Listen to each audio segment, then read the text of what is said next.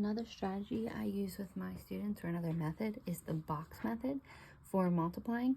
And what you do is, if you're doing a problem like 35 times 12, these are two-digit numbers, so you have to make a 2x2 box.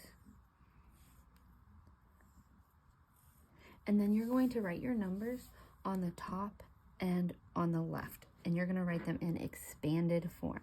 So I'm going to write my 30 plus 5, because that's 35, and then 12 is 10 plus 2.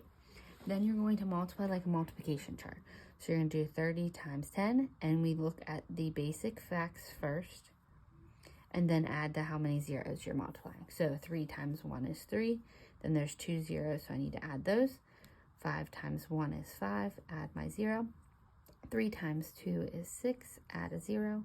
And then 5 times 2 is just 10. Then we have 4 partial products that we're going to line up and add together. So we have 0, this is 6 and 6 is 12, and 4. So 420 is our final product.